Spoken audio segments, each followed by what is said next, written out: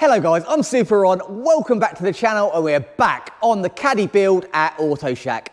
Over the last few weeks you've been seeing us get the shell all prepped, ready for paint. So while that's going on, I need to make sure we've got something to put in that nice shiny bay and get this engine stripped down, all detailed, all painted up, ready to slot back into the fresh shell. So that's what we're going to do this week. We're going to strip this right down, paint everything up, and then put it all back together. We've got lots and lots of new shiny parts for this. So it's an engine worthy of the bay that it is going in. So you saw in the previous episode, I got all the wiring all converted, chopped down, and we've got my little plugs on there. So that's ready to connect to the fuse box. Apart from that, it is all pretty much as the TT. We took all the secondary air injection and everything, the aircon, the power steering, all of that has gone to fit in the Mark 1. Also, to get it Mark 1 ready, we had to put the conversion engine mount, which meant we can't put the TT timing belt on. So we've got a Mark 2 manual tensioner to go on there, then we can put the new cam belt kit on. Also saw we chopped off this water pipe that's going around there, and we've got the posh AN fittings, like what we put on the fuel lines. We've got our shallow sump to go on the bottom as well. So we're going to strip this right down to a bare block and make it look pretty.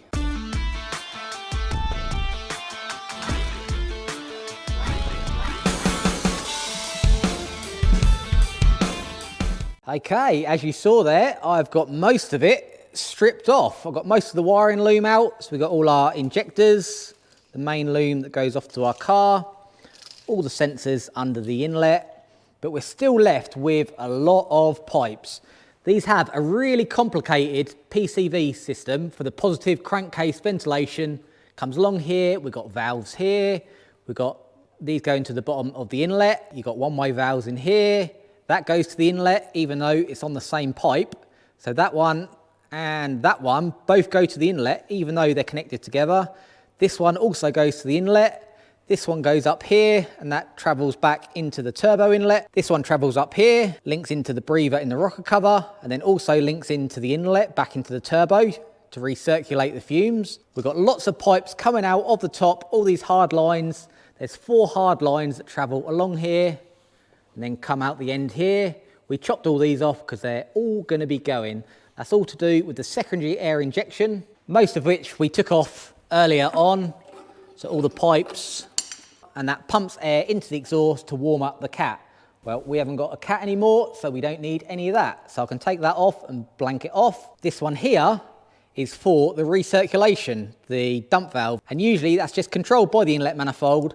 But on these, they have a much more complex system that comes along here and comes out this one. And then remember we took off that bracket that holds the dipstick tube.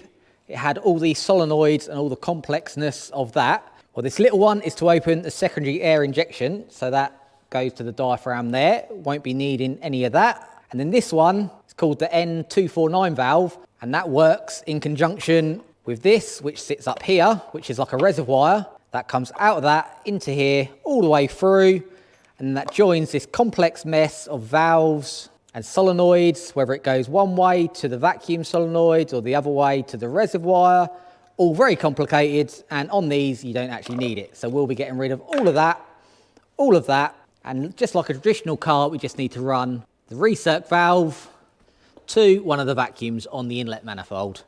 So we can take all of this off, all these pipes, and chuck them all in the bin. So let's get this off next, get the rest of the loom off, get this water pipe off, and then we'll be pretty much all clear. It had quite a bad rocker cover leak up this end, so I've just given it all clean off because it was pretty grotty. Other thing I've just thought is we can get rid of a lot of loom this side. We've got our coils branching off here, but coming down, this one is for the electronic speedo at the gearbox, so we won't need that. And then this one goes down to the oil level sender, which we won't be needing that with our new sump. Not that the Mark 1 could read it anyway. And get rid of all that in one. See ya. And we can get our loom out. Oil level, speed sensor. See ya. And we've got the loom that we need. And that is it, pretty much stripped down as far as we need. So I've got everything off the front, everything off the end. We'll probably leave the turbo on. That's not showing any signs of needing to come off. No leaks, no blows. So this is all the evap and secondary air injection, all the bits we don't need. And this is the bits we do need. So I'll clean everything up there We've got our inlet to paint. Gonna get the rocker cover off because that was leaking through the gasket here. So we'll put a fresh gasket on and then paint all that together. Gonna need a new alternator because this one is a bit on the noisy side. Probably get a new tensioner so we can paint all them up nice. Coil packs are all good, they're all genuine ones. We'll just pop this engine mount off so we can paint that. Be putting a new water pump and thermostat on it too. They're just on there to block up while I'm cleaning down. So I think now just get in there with a paintbrush and a bit of degreaser and get all this flakiness off. And we can flip it, put our new sump on and paint it all together. We're probably going to do it all gloss black just to look nice and fresh. And then we can put all our clean bits all back together. And a bit more scrubbing and degreasing. And it is looking good. We don't need to go to town too much on this because none of it is actually seen. It's just you might see a little bit just through a gap in the manifold. But just getting all the flakiness off just so the paint sticks. Got it all degreased all the way around. So it is ready for a paint. So the only leak we did have was from the rocker cover gasket here, and that's leaking down there. So we're going to replace the rocker cover gasket. All this was all completely dry, so we're not going to disturb any of that. This is the oil feed to the turbo. So as it's on a flexi, we'll probably unbolt that and just bring that out so we can paint all that up nice. And we'll probably just leave this old filter on for now just to block the hole. So I'm going to whip the rocker cover off, and I'm sure we've got a few other bits we can dump in the cleaner as well. And then we can flip it over and change to this new sump. So let's have our very first look inside this engine.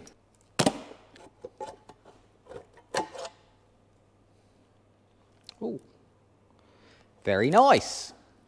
So when you take a rocker cover off, you can always tell straight away whether it's been a regularly serviced engine or whether it's been neglected by if there's a lot of carbon build-up of old burnt oil. But in here, it's pretty much pristine. I can't see any snot. All the cams look in perfect condition. Even in the rocker cover, there's hardly any build-up at all. So this has definitely been a very regularly serviced engine. All the cams look good, there's no wear. All the lifters look nice. So this does look like a very good example. And the rocker cover has just gone really hard, which is why it's leaking. So we'll get a new one of them on. Right, we've got some bits for the cleaner. Let's get them in.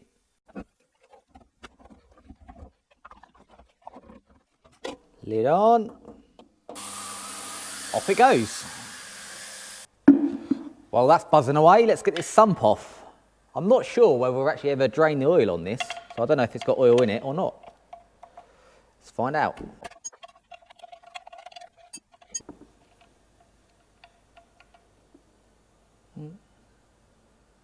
Must have been drained, just got a little bit left. Let's spin her over. Here we go. So it's got to do the sump bolts all the way around the outside. We've got our turbo oil return to do that. And I'm glad we're doing this because anyone that's ever done a sump on any Volkswagen will know how much of a nightmare these bolts are when the flywheel is on, but we can get to them nice and easy here. So let's whip this off. Have a look if the bottom looks as nice as the top. And a little lever bar in the gap. Pop!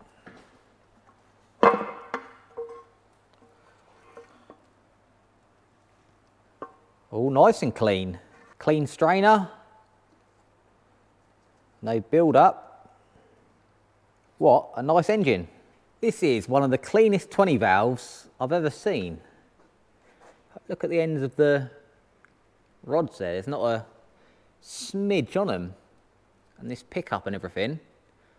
I'm wondering whether this has had a bit of a rebuild at some point, or it is just an exceptionally well looked after car. But this is certainly the cleanest 20 valve engine I've ever uncovered. I think really he has struck gold with this engine. So let's have a look at this shallow sump kit. It's a full kit from ECS. It's a hybrid shallow sump 1.8 turbo conversion kit. And this should give us a lot more clearance. It should be a direct replacement for us. And it does two things. Comes with everything we need. It's shallower this way, so we've got more ground clearance, and the bottom is tin. Because what can happen with cast aluminium, as you saw on my golf video, if it gets hit, it just cracks. It doesn't bend, it just busts. Or at least in the worst case scenario, if this gets hit, that'll just put a bit of a dent in and still hold all your oil.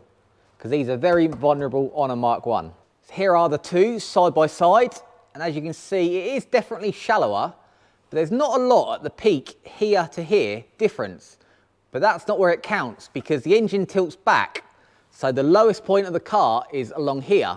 This is where the drain plug is. This is the lowest point where when it's tilted more like that. Whereas this one scoops right away there. So this is the important bit where we want it the lowest. You can see here, we've obviously got a lot more. So that's where it gets its clearance through there. So it's a complete kit, comes with all new bolts, all individually wrapped, comes with a new pickup, all the gaskets, and then this is the important bit. This is the only bit that stops it from being a direct bolt on. If we look at our oil return here for the turbo, they are straight up and down, 12 o'clock, 6 o'clock.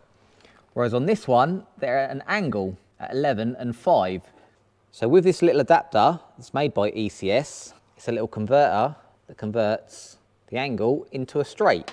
So you put that on there and you now have a straight flange, just the same as our old one. And it doesn't matter in our situation, but the TT has an oil level sensor, whereas this one doesn't, but the Mark 1 doesn't read that anyway, so that's not a worry for us. We've got everything we need. There's no gasket on the bottom, but it even comes with the proper sealer. I can see this one is squidged out, so this bottom panel is already sealed on. You can see it there. So it's ready to go. We'll just put a bead of sealer around and then that sticks on. So there's the new gasket on. Comes with Allen key bolts that sit nicely in the machining. So we'll put this on before we put it on the engine, just a bit easier. Then we've still got a hole straight through the middle, but we've got our up and down flange we need. What a good idea. And here is our new oil pickup. Not sure whether it is different or just a courtesy replacement. We've got the new O-ring on. So let's just have one last look in here. If we undo this bolt here, a splash tray should come out. Yeah, this looks very nice. Literally, it is spotless. You can see the crank. You can see the oil squirters down there at the top of the piston.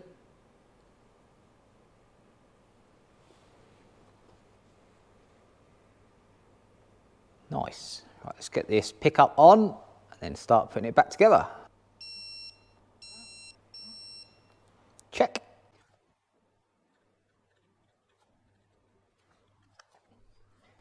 And a little super rod to stay in there. Let's get the sump on.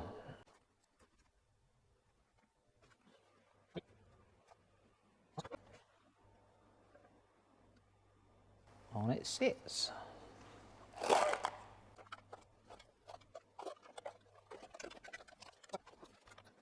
Does look like you're probably supposed to put that adapter on after, because it does cover up the hole, but with the bullnose Allen key you could still get in. Let's torque all these up.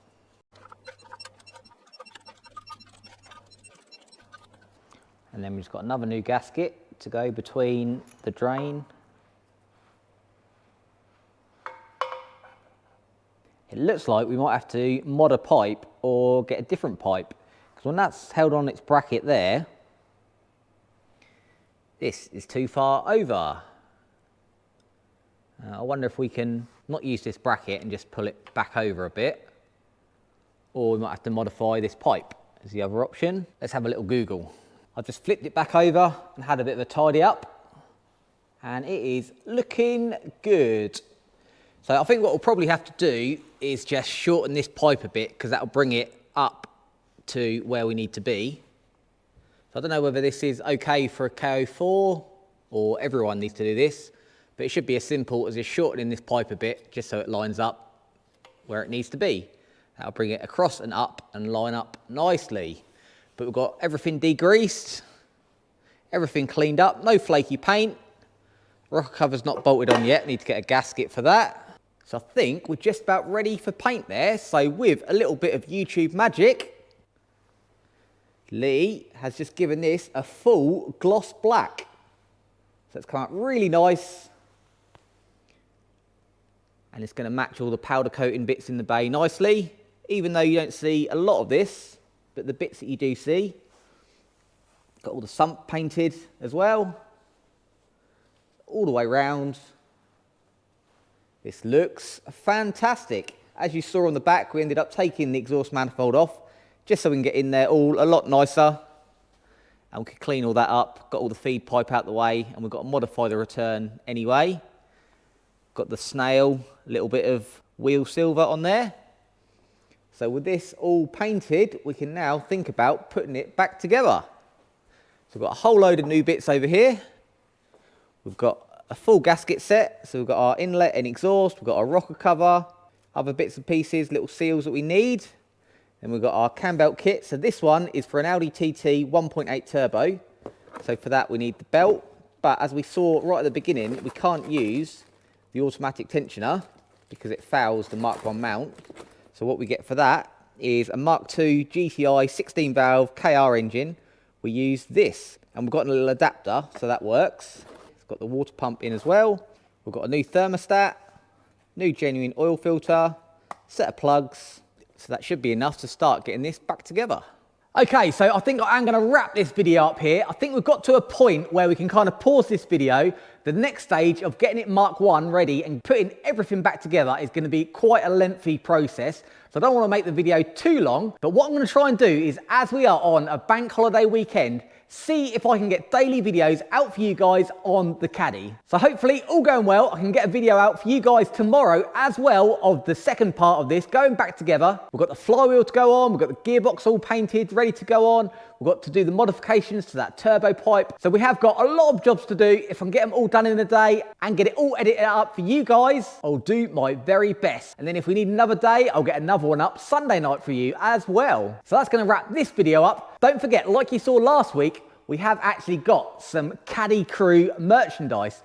So the Caddy has got its own merch line, which you can get from the descriptions below. We've got t-shirts, we've got hoodies, even got stickers, so you can get in touch for them. We've got a full playlist on the build, so if you're only just finding this shiny engine episode, you can catch up on progress on building the car itself. But hopefully, I'll see you guys tomorrow, 6 o'clock, for the next episode. So until then, make sure you have fun.